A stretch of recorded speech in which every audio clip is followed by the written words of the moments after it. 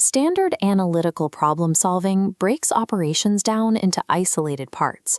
The assumption is that maximizing the efficiency of one component automatically improves the whole. But in practice, inserting a locally optimized part frequently jams the entire machine. In modern supply chains, elements do not operate in a vacuum. Maximizing output at a single manufacturing node without adjusting downstream capacity simply creates a warehouse bottleneck. Fixing the local metric triggers a systemic failure elsewhere. This animated diagram contrasts two distinct problem-solving models. On the left is linear cause and effect. A leads directly to B. On the right is dynamic causality, where variables continuously influence one another. Relying on the linear model is entirely inadequate for navigating complex supply networks. To maintain operational stability, we have to abandon isolated quick fixes. The solution requires stepping back to analyze the interconnected structure of the entire network. The Association for Supply Chain Management and MIT defines systems thinking as viewing a situation as a whole system of interrelated parts. Rather than looking at single events, this framework strictly analyzes relationships, feedback loops, and time delays. The operational objective of this framework is to design supply chains that are structurally resilient and adaptive, effectively ending the cycle of reactive daily troubleshooting.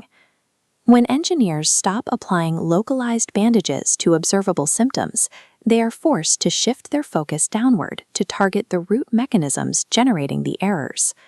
Analyzing the complete architecture is the only mathematical method to ensure the bottleneck you clear today does not compound into a crippling global shortage next quarter.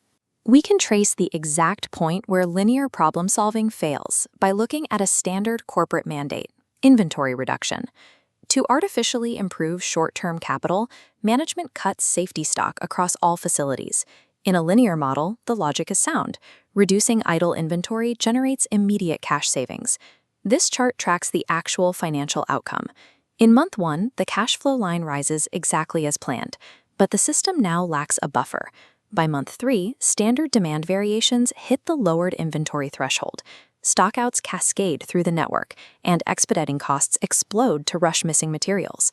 By month 4, late deliveries trigger a secondary reaction. Customer retention drops, entirely negating the financial gain.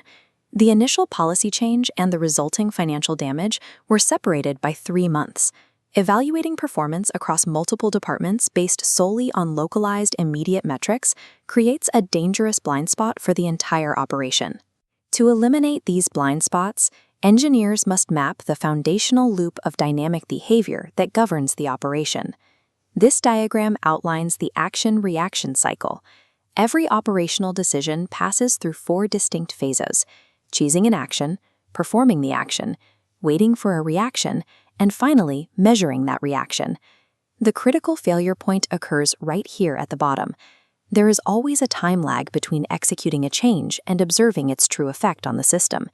If a manager fails to mathematically account for this delay, they will assume their first action was insufficient and aggressively overcorrect.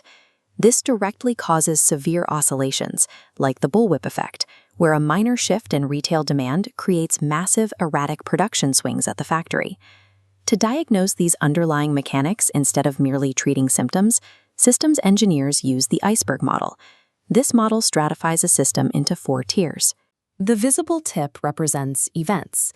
These are the immediate crises, a stockout, a missed delivery, that force teams into a reactive posture. Just below the surface are patterns and trends. By tracking data over time, engineers can see failures cluster around specific volume thresholds, allowing them to anticipate disruption. Deeper still are the underlying structures. This tier contains the physical layouts and routing rules generating those patterns. At the very bottom are mental models. These are the foundational corporate assumptions, like the belief that high utilization rates are always optimal, that lock the flawed structures in place. True operational transformation is impossible at the surface level. It requires redesigning the deep underlying structures and directly challenging the ingrained mental models of the organization. To practically redesign these structures, engineers map the exact variables using a causal loop diagram. A causal loop diagram is a schematic that tracks how interconnected elements amplify or stabilize one another over time. Let's examine a real causal loop diagram. A customer-induced crisis triggers a frantic response, heroic expediting. Tracing the R3 loop, this solves the immediate crisis. Management issues rewards for heroism, creating a reinforcing feedback loop that actively encourages more rogue expediting. But follow the B1 balancing loop in the center. The heroic expediting steals materials from scheduled lines, creating severe parts shortages elsewhere. Finally, look at the B2 loop at the bottom. The schematic flags systemic delays. As shortages compound, the effectiveness of long-term materials planning steadily degrades. The variables dictate the outcome. An operational system that continuously rewards short-term heroism is structurally engineered to guarantee the collapse of its long-term planning. Implementing this framework presents a distinct challenge. Traditional corporate environments are structurally organized to resist systems thinking. This approach requires longitudinal data and the patience to let delayed feedback cycles complete. That reality directly conflicts with the pressure to hit short-term, quarterly key performance indicators. Furthermore, isolated departmental silos prevent individuals from seeing the full boundaries of the network. A procurement manager minimizing unit costs rarely sees how that exact decision inflates downstream logistics expenses. If leadership governs a complex supply network purely through localized short-term metrics, they will inherently penalize the exact decisions required to maintain overall system health. Modern technology is finally catching up to systems theory. Supply chain engineers now utilize digital twins, virtual, real-time replicas of physical networks, to map these exact interdependencies. These end-to-end visibility platforms allow operations teams to simulate complex feedback loops, observing delayed reactions and unintended consequences long before they execute a physical change. To operationalize this framework, you must adhere to 3 core principles. First, structure drives behavior.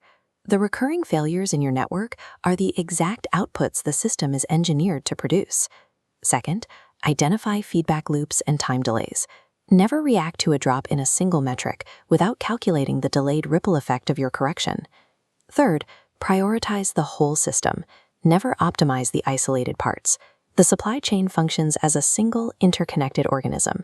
If you isolate one node and push it to its absolute limit without understanding the system boundaries, you will inevitably break the network.